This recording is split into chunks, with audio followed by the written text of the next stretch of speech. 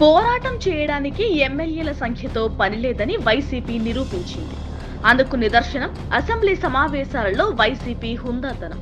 ఉభయ సభలను ఉద్దేశించి గవర్నర్ అబ్దుల్ నజీర్ ప్రసంగంతో సమావేశాలు ప్రారంభించడానికి ఏర్పాట్లు చేశారు.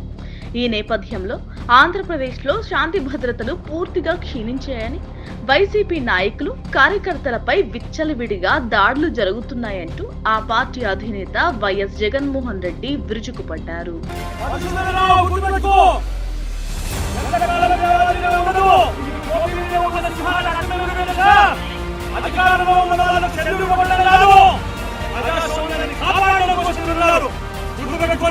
ప్రజాస్వామ్యాన్ని కాపాడాలనే నినాదాలతో వైఎస్ జగన్ నేతృత్వంలో వైసీపీ ఎమ్మెల్యేలు, ఎమ్మెల్సీలు అసెంబ్లీ సమావేశాలకు బయలుదేరారు.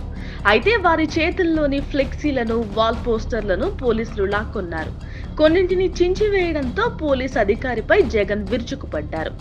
ఎల్లకాలం ఇవే పరిస్థితులు ఉండవని జాగ్రత్తగా ఉండాలంటూ జగన్ హెచ్చరించారు.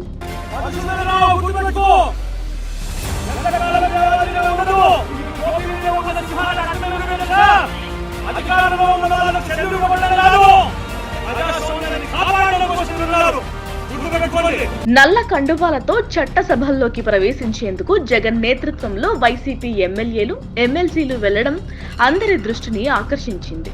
ఇదే సందర్భంలో వైసీపీ సభ్యుల నిరసన ప్రారంభమైంది. ప్రజాస్వామ్యాన్ని కాపాడాలంటూ వైసీపీ సభ్యులు నినాదాలు మొదలుపెట్టారు. ఇక మరోవైపు సభలో గందరగోళం నెలకొన్న గవర్నర్ ప్రసంగాన్ని కొనసాగించడం గమనార్హం. ఈ మొత్తం వ్యవహారంలో జగన్ నేతృత్వంలో వైసీపీ దూకుడు ప్రదర్శించడంతో రాష్ట్ర పరిస్థితులు ఇకనైనా చక్కబడతాయని ప్రజలు సంతోషిస్తున్నారు.